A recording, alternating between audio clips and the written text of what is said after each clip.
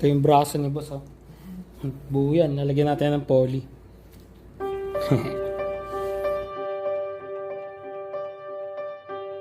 Ngayong araw, isang murang tattoo na naman ang ibibigay natin para sa OFW tatay na fresh balikbayan galing pa all the way from Canada. Oh, she! Iba talaga mga kabayan nating solido. Kahit na maraming mga nagmamanicure at nagpe-pedicure abroad, sa atin niya pa rin napiling magpatattoo. Support local tattoo artist lang talaga ang kailangan para mas lalo pang humusay ang mga Pinoy na nagpupursige sa buhay dahil alam nyo naman na pahirap na lalo ng pahirap ang buhay dito sa bansa natin. Kung di tayo magtutulungan, ano pa bang pwede natin gawin? Di naman tayo matutulungan ng gobyerno dahil mayroon silang ibang pinagkakaabalahan. Hirap naman sila abalahin, nakakahiya naman. Malay natin kung para saan yung mga iniintindi nila at kung bakit nila yung mga pinaggagawa. Tayo na lang siguro ang magtulungan kung wala naman silang plano, kundi mag-eroplano papunta sa kung saan saang bansa. Medyo busy silang magpakasaya kaya di nila mapagkasya yung mga buwis nating tinuturing nilang alkansya na dumadaan sa maraming ahensya na puro kupit lang ang alam sa mga proyektong di mapagkasya ang budget kahit na sobra-sobra naman talaga ang nakalaan na pondo. Kaso nga lang, mga utak di sa ulo nakalagay netong mga nasa pwestong Polynesian. Puro nasa bulsa ata. Mga isipan na lutang sa ideyang lahat ay obob at walang muwang. Yung sintido kasi netong mga tantado asintado sa paggawa ng kalokohan. Malinaw na pagpapalabo ng kanilang mga pangako noong sila'y nangungumbinsi pa lang sa mga taong nasasakupan. Mga sirang bumbilya ang pilit sinisiksik sa sulot sa sulok ng silid na mas maliit pa ata sa katiting na kwadradong kahon ng posporo. Tapos nayupi sa sagasa ng sasakyang may 16 na gulong na nabagsakan ng gumuhong gusali na may nakatayong problemadong lasing na talo sa sugal sa nabigo sa pag-ibig, iniwan ng asawa, tinakwil ng magulang tapos nanakawan pa bago masunugan sa ibabaw ng may pasan na mundo.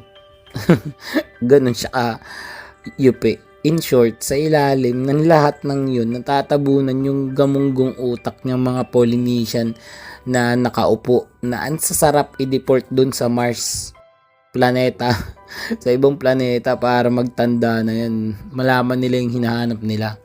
Diba? Salamat sa mga nakagets. Hirap kasi rekta na itong mga ganitong mensahe sa kinauukulan.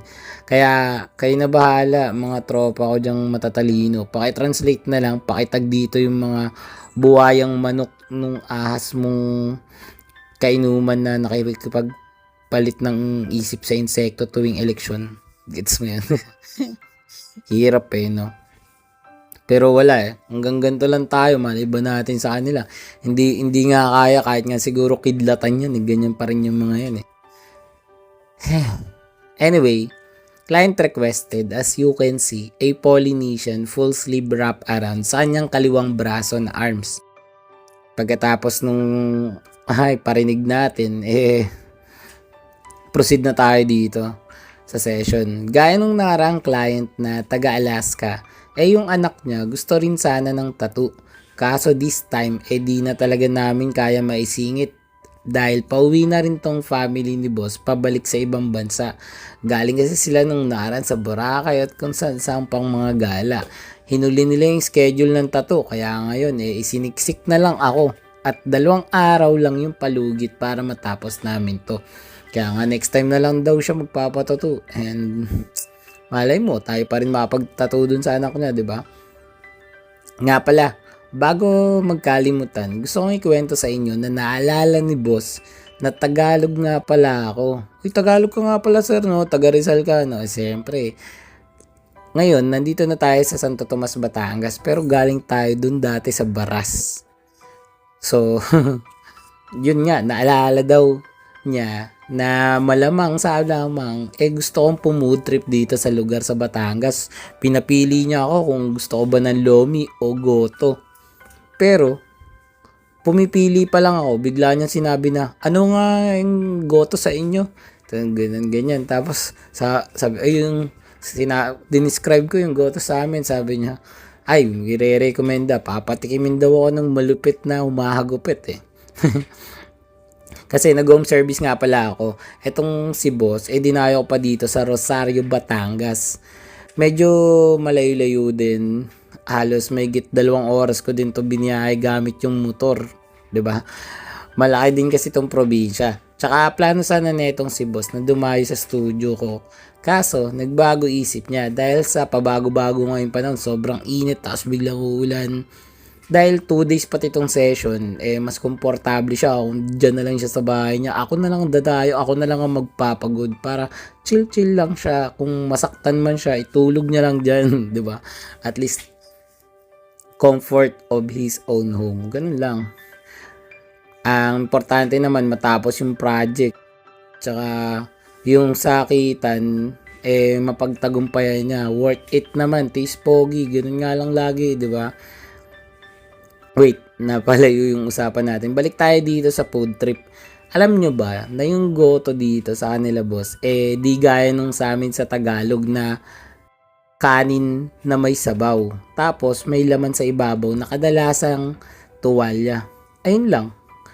Yun sa kanila kasi, pambihira. First time ko lang makakain ng ganun.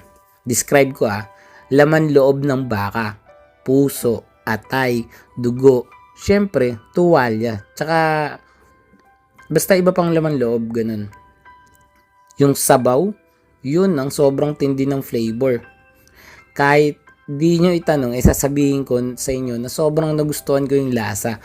May kukumpara ko siya sa papaitan. Pero medyo mas mild yung lasa at mas malinaw yung sabaw. Bukod doon, nakabukod sa plato yung kanin. Hindi siya yung pinakuluan na maraming sabaw. Kasi siniserve siya bilang ulam. O, diba? Napa-extra rice pa nga ako At sinabi ko rin kay boss na, uy, perfecto pang pulutan boss Angas kasi.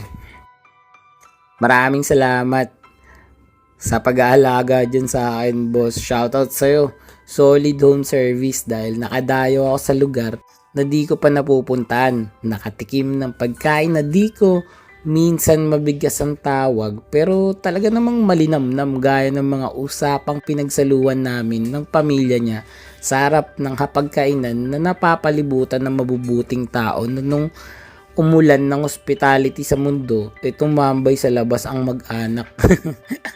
Salamat sa inyo marami. Sa mga ganitong pagkakataon, mas nagiging quality yung trabaho kasi nga yung environment, yung ambience, yung vibe, diba? Sobrang solid. Kaya wala kang dahilan para sumablay. Kaya binuhos ko lahat dito para lang masagawa namin to ng matindi, malupit, maayos at the best of the best. So, diba? Kaya kayo, kung curious kayo, kung nagustuhan ba ni client yung tattoo natin, panoorin nyo to hanggang dulo kasi malapit nang matapos to. Sa mga tropa natin dyan na gusto din ng murang tattoo kagaya nito, kung gusto nyo ng Polynesian, gaya ni boss, ng geometric, portrait, landscape, abstract, Japanese, Taiwanese, manganese, panis, hindi, joke lang. Basta yun, kung ano mang klaseng tattoo gusto nyo, I got you. Pero ang forte ko talaga is black and gray, mostly fine lines, ganyan. Pero nagko-color din naman ako. Sarili ko nga lang estilo, hindi pa tayo nagre-realistic.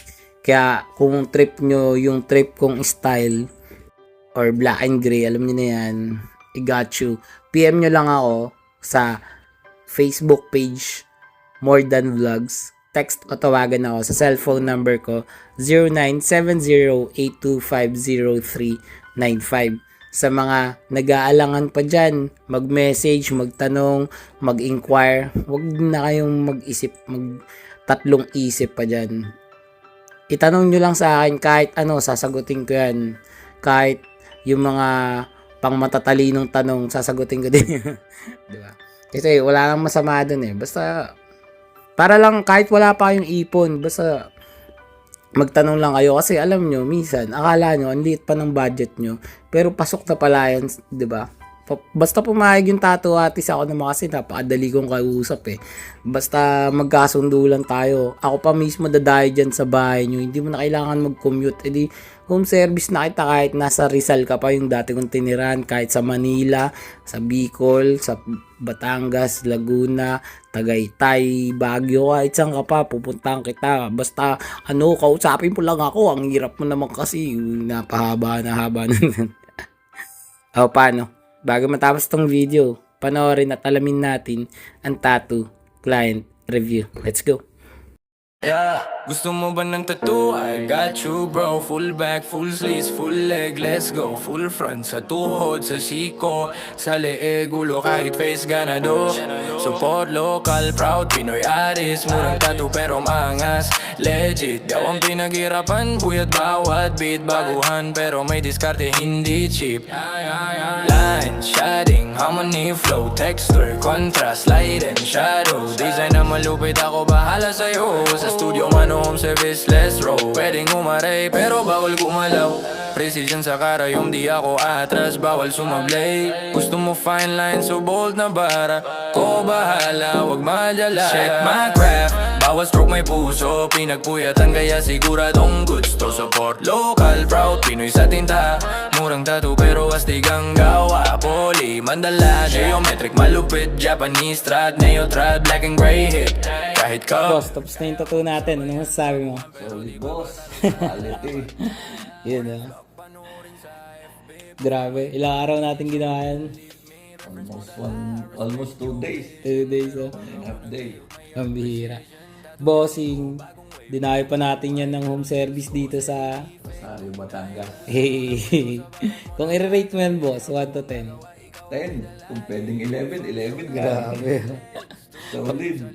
Masasabi ko kay boss, solid din siya kasi grabe, kinaya niya yun, pambira. Ilang pahinga din yan, tsaka ilang aray din inabot yan. Pero natapos, no? Talagang pinagtiisan. Pambira. Ulit ka pa ba, boss? Ulit. Pagbalik, puno naman kabila. Ay, OFW nga pala natin yan si Bossing, galing sa Canada. Canada pa yan. Anong city, boss? PEI. You know. Prince Edward Island. Nga, sa isla yun. Salamat, boss, sa tiwala. No problem boss. Thank you.